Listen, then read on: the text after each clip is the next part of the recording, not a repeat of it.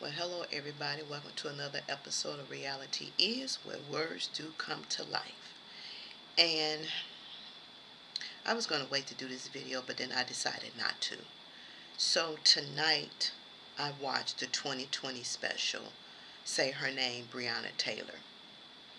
And when I tell you that the emotions of watching this story, the anger that stirred up while watching this story, the disappointment that came into play, the disheartening of how it was handled, and the lack of ownership, and to see really how messed up our system is and how much it failed those of color.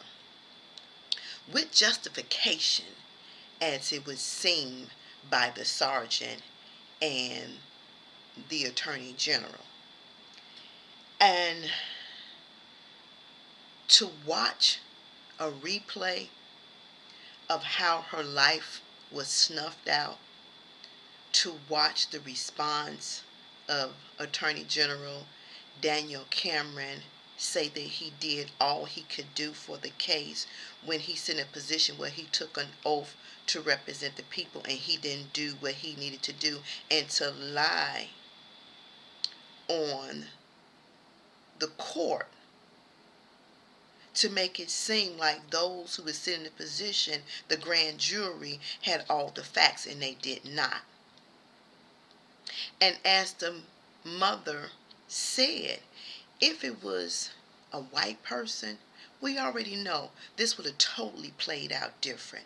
There would be, and there was 3 black officers. There would be no question about firing them. There would be no question about indicting them. There would be no question about anything. The good thing that came out of this, that they did get the no-knock law removed. But the bad thing is, even if you have a conceal and carry, you got all the credentials of a conceal and carry, it only works for the white folks. Now, if you're black and you have a conceal and carry, they don't pay no attention to that. That's not important, none whatsoever. So you got to think, when you settle a wrongful death for the amount of money that they settle, you already know they knew that they was in the wrong, but nobody want to own up to it. Breonna Taylor was 26 years old. And here is what got me. It was the point where, because she had an ex-boyfriend and because he lived a certain lifestyle, they assumed that she was a part of the lifestyle that he lived. And that don't make sense to me. And we always assume, because a black person does something, that the other individual that they know is a part of, because sometimes the individual don't even know what the person is doing until something comes up. But for them to make it seem like, oh, she knew he was getting packages, nobody checked the packages, then they lied on the post office, all this stuff. But here's my thing. You make it seem like because you was following him, you saw his coming and his goings and everything, and the police officer, the sergeant, made it seem like he's not a racist.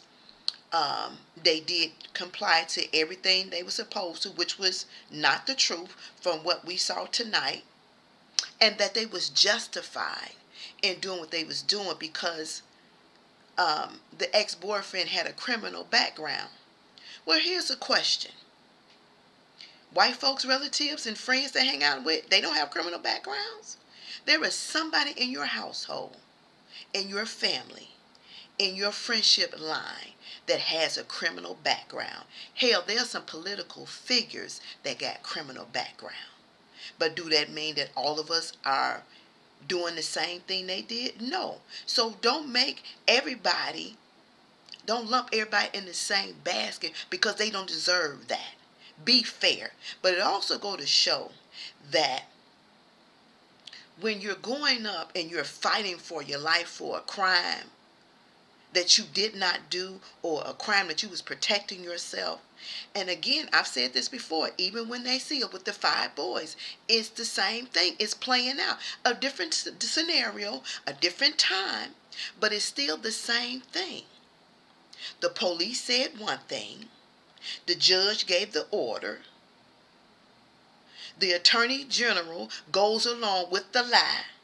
So we think that the criminals are actually criminals when the ones that's playing out, that's supposed to be representing the law, is actually doing criminal activity as well.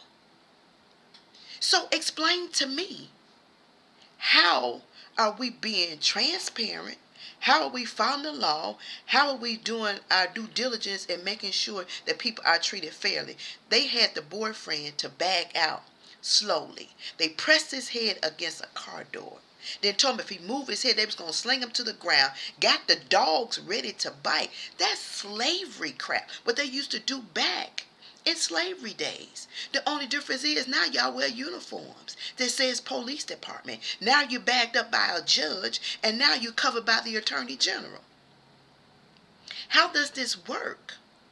And the funny part to all this, all police officers are not bad, but really what really pricked my thought process was the same officers that was involved in the raid for Breonna Taylor had been involved for 2 other raids in houses that did not have the occupants that they was looking for. And then the funny part to all of this with Breonna Taylor, they already had the man locked up. They got him locked up way before. So don't you think that the information should have got back to the team who was planning on the raid later on that night?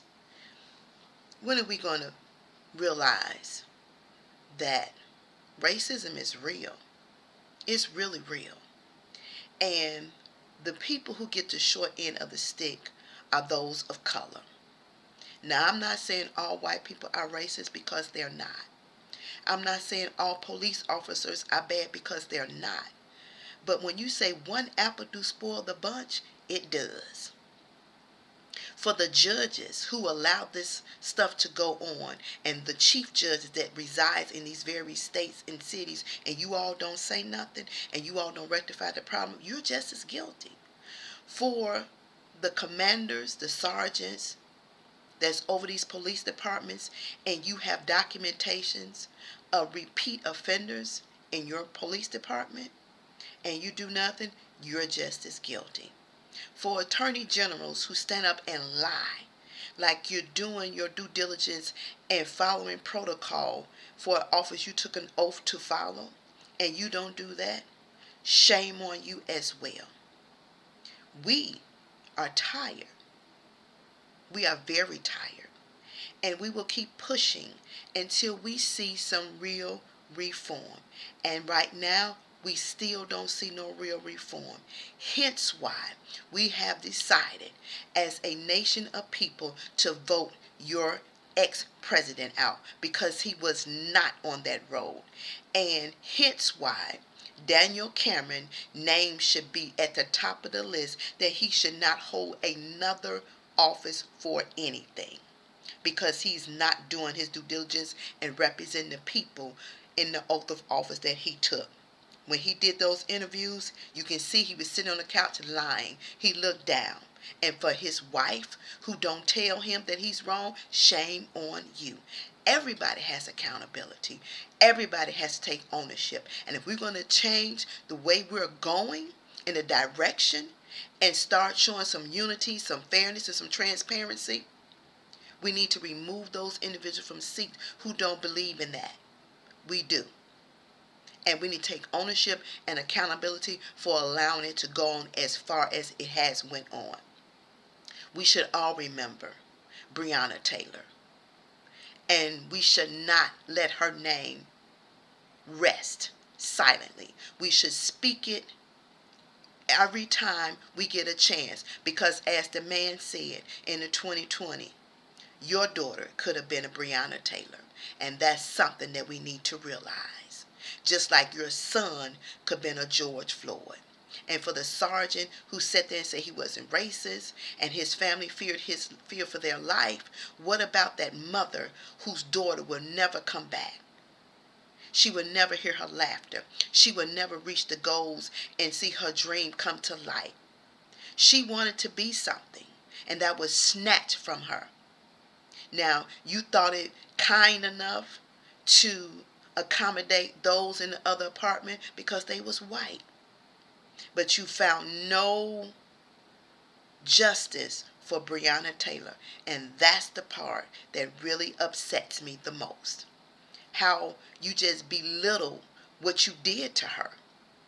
How you negated the effects it had on the family and us as a race of people. And for those black folks who don't think this is important, it's not important until it hits your front door. Understand when I say, because if something happened, whether you think that the police was right or not, your color is still black. And you will still be treated the same way as everybody else, even though you think you won't. And Daniel Cameron, get in trouble somewhere and think that your skin, the color of your skin, will save you, because you're still just a black man. Even though you toot your lip and you kiss up to number 45, you're still a black man. But to me, your black card has been revoked. That's all I'm saying. Say her name, Breonna Taylor.